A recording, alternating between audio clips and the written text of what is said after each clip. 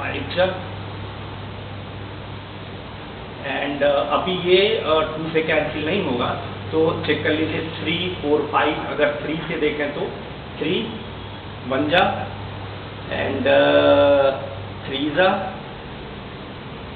Cancel होगा, 3 से 3 हो जाएगा, 3 1 जा, नाउ दिस इज 10, 3 3 जा 9, 3 6 जा 18, 3 5 जा 15। फिर देख लीजिए अभी भी 3 से कैंसिल हो रहा है, ये दिस इज 3, नाउ ये हो जाएगा 3 4 जा, 3 5 जा, 3 5 जा।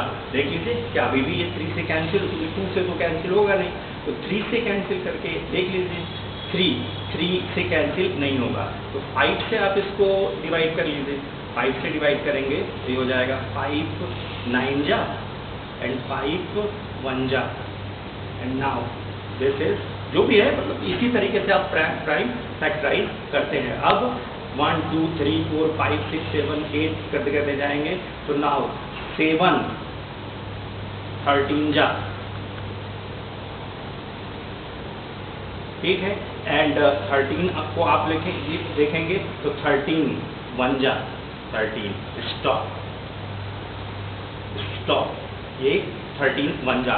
Now this 32760 can be written as this into this into this into this into this into this into this, means ये यहाँ से हो जाएगा 2 to the power क्यूब, यहाँ से हो जाएगा 3 स्क्वायर, यहाँ से हो जाएगा 5 into 7 into 13। एक एग्जाम्पल मैंने आपको लिया कि अगर कोई नंबर है आपके पास तो उसको आप फैक्टराइज कर सकते हैं। 3 2 7 6 0 equal to 2 cube into 3 square into 5 into 7 into 13। अगर आपसे कहते हैं prove that a number is a composite number, तो आपको क्या करना होगा, उसको प्राइम फैक्टराइजेशन मेथड से फैक्टराइज करके एक्सप्रेस करना होगा छोटे छोटे नंबर्स में। से अगर मैं कहता 40, तो आप देखिए 40 can be written as 2 into 2 4 5 जा 20 2 जा, this means that 2 cube into 5, this is a composite number. तो ये भी क्वेश्चन पूछा हुआ है कि कोई नंबर दे दिया और आपसे पूछ रहा है इज अ कंपोजिट नंबर, जैसे 13 पूछ रहा है दिस इज कंपोजिट और not, this cannot be expressed in terms of its factor, क्योंकि 13 किसी से डिवाइड ही नहीं होना है, तो ये 13 इंटू 1 रह गया। इसको आप डिफरेंट प्राइम नंबर्स के टर्म में नहीं लिख सकते, तो this is not a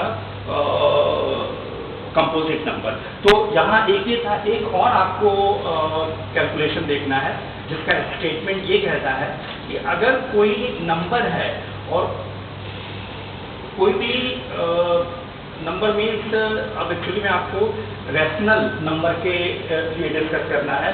topic है revisiting rational number and their decimal expansion.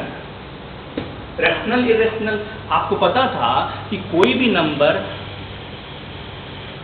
अगर P बाई Q के फॉर्मेट में आप एक्सप्रेस कर सकते हो तो this is a rational number, और अगर कोई भी नंबर P बाई Q के टर्म में एक्सप्रेस ना हो पाए तो दैट इज इररेशनल नंबर। जैसे 2 by 7 is a rational, 5 by 9 is a rational. मान लेते हैं मैं कोई नंबर लिख देता 3 4 5, मैं पूछता रेशनल है या नहीं है, तो बड़ा आसान था, आप इसका डेसिमल एक्सपेंशन, इसको पॉइंट को हटाते तो नीचे हो जाता ये, नाउ 1000, तो ये आपको मिल गया, रेशनल नंबर आसानी से मिल जा रहा है। अगर मैं आपसे कहता कुछ भी से √2 से √5 से √9, तो आप देख रहे हैं कि √2 को जब आप स्प्लिट करेंगे तो 1.414, this is non terminating and non recurring. ये इसी तरीके से ये काफी आगे तक जाएगा। तो कहते थे ना कि अगर कोई नंबर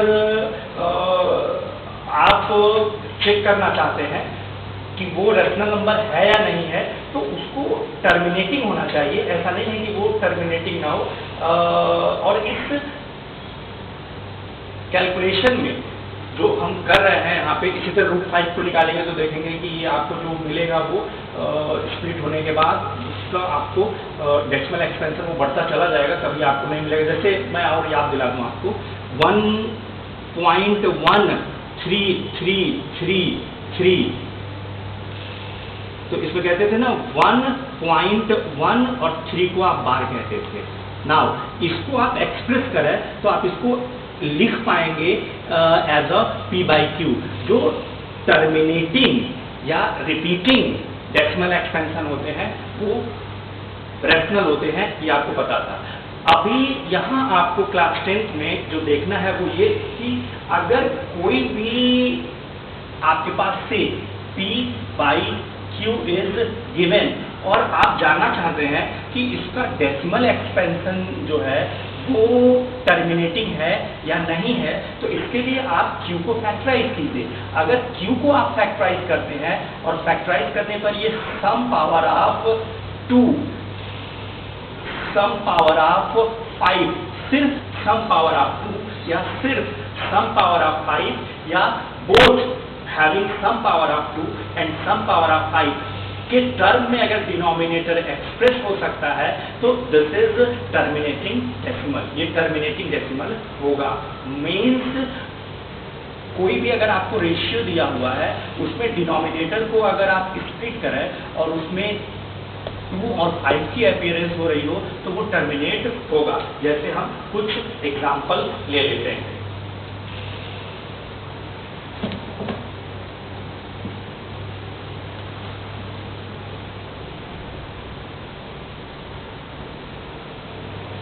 इसका जो स्टेटमेंट है वो स्टेटमेंट देखिए क्या दिया हुआ है।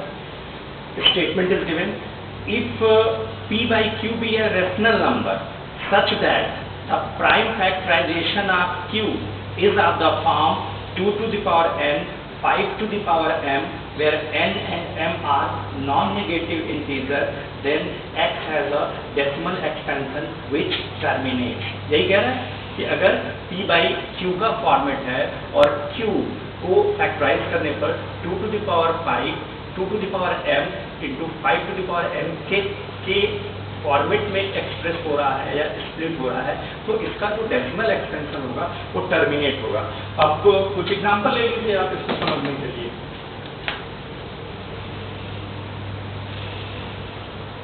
3/8, 13/125, 7/80 एंड और भी एग्जाम्पल ले लीजिए। से 17/8 से 64/455। ये सभी रैशनल नंबर हैं। आपको ये देखना है कि इनका डेसिमल एक्सपेंशन टर्मिनेट होता है या नहीं। वैसे तो आप इसको डिवाइड करके देख सकते हैं, लेकिन यहाँ थ्योरम के टर्म में देखें तो डिनोमिनेटर में अगर 2 और 5 की अपीयरेंस स्टार्ट हो जाए तो ये टर्मिनेट हो जाएगा।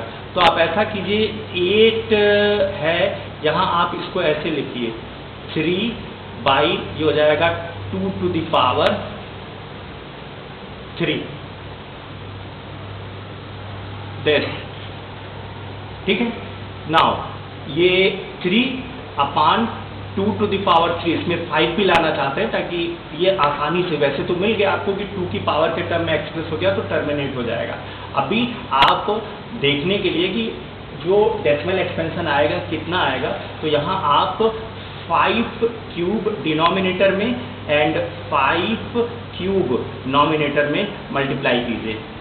नाउ दिस इज 3 into 125 और ये देख लीजिए पावर 3 कॉमन कर लीजिए, 5 into 2 10 to the power 3। Now this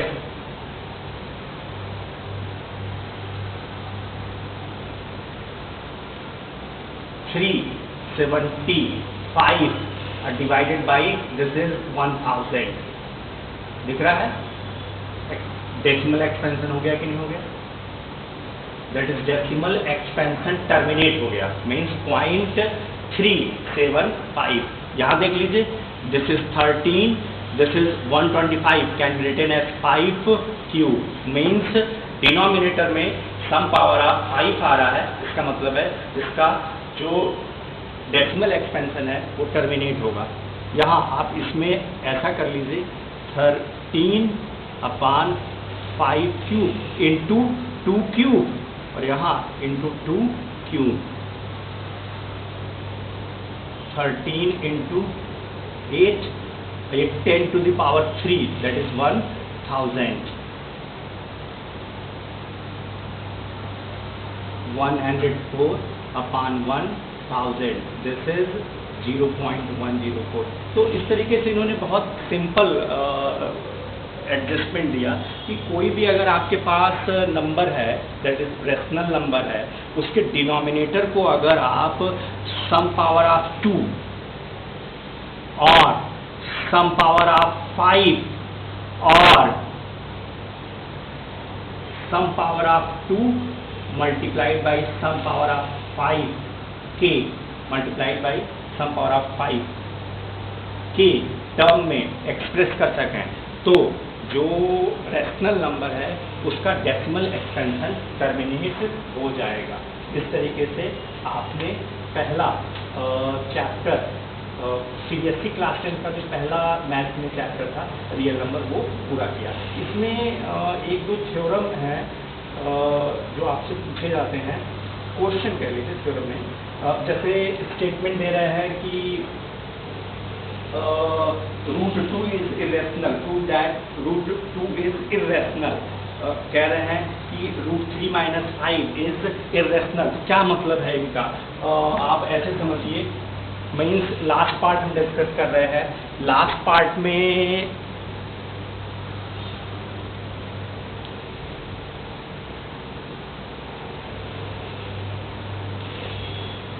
आपसे कह रहा है प्रूव दैट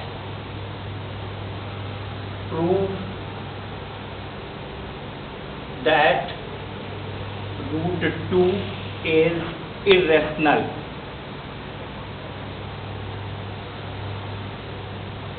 देख, तो वैसे तो हम अगर √2 को ओपन करें तो देखेंगे कि non terminating and non repeating decimal expansion मिलेगा। तो क्लास 9 में आपने अच्छे से देखा था कि नॉन टर्मिनेटिंग है एंड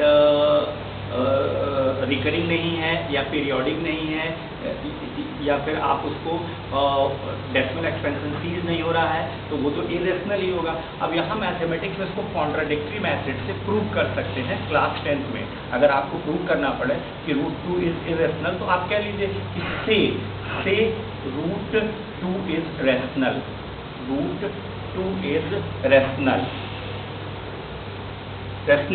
तो अगर √2 इज रेशनल तो √2 can be written as p/q, और यहाँ हम कह रहे हैं कि this is in most simplest format में है, मीन्स इनके जो प्राइम ये जो नंबर आएंगे इसमें कुछ कॉमन नहीं है, means they are not having a common prime other than 1, means simplest form है।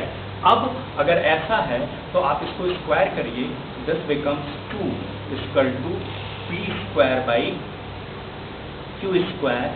That is 2q² = p², that is q² = p²/2, means p² is divided by 2, p² is divided by 2।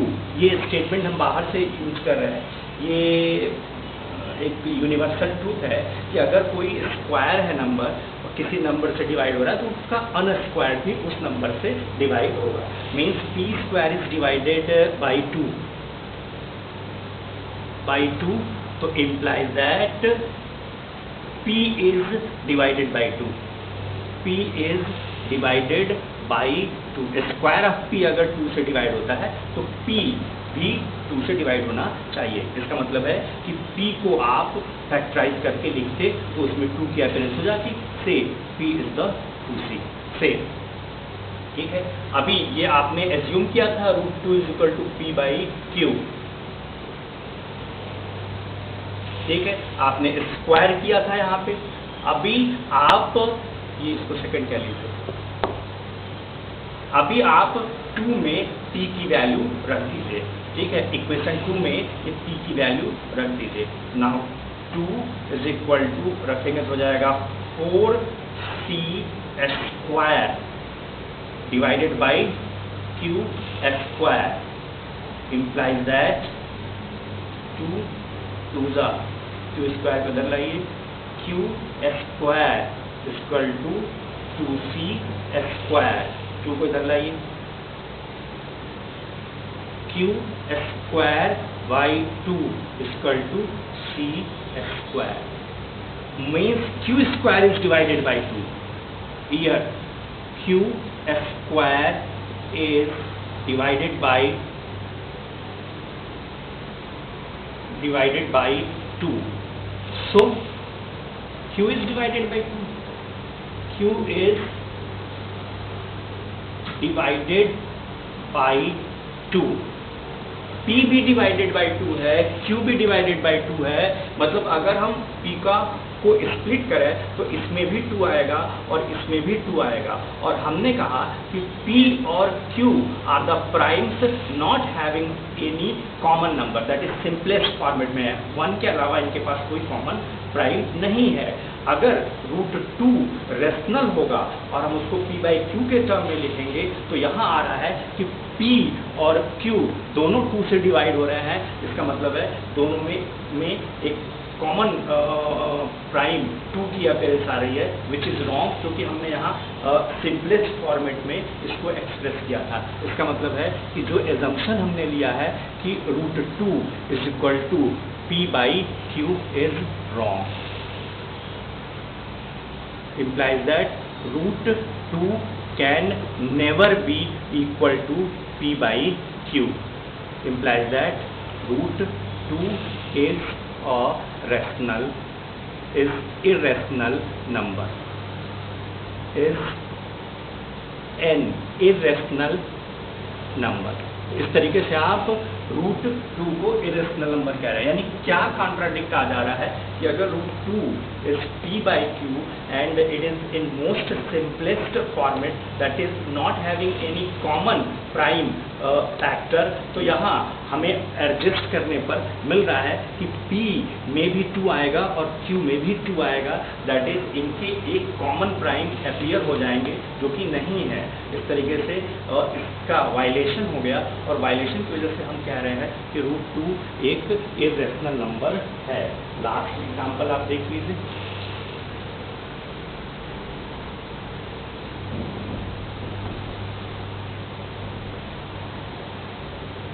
से कह रहा है कि 3 - √5 prove that this is irrational. आप कह लीजिए कि से this is rational.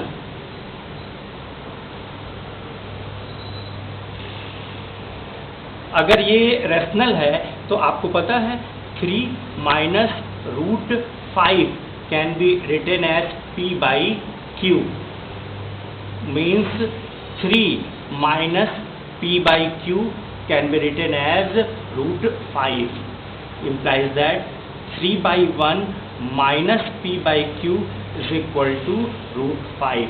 This is rational, क्योंकि दो रेशनल नंबर का जब डिफरेंस लेते हैं तो again we get a rational number. इसका मतलब है कि left hand side is rational. इसका मतलब है कि ये √5 से इक्वेट हुआ है तो √5 is also rational, but √5 is irrational number. This means that this is not true, this means that this is not true, this means that 3 - √5 is an irrational number, irrational number. तो इस तरीके से हम लोगों ने क्लास 10th मैथ के first chapter real number को ख़त्म किया। नेक्स्ट ही आपको मिलेगा सेकेंड चैप्टर जो पॉलीनॉमियल्स है। इसमें हमें देखना है कि व्हाट आर द पॉलीनॉमियल्स और सिग्निफिकेंस ऑफ द पॉलीनॉमियल्स है। ये हम लोग नेक्स्ट लेक्चर में देखेंगे।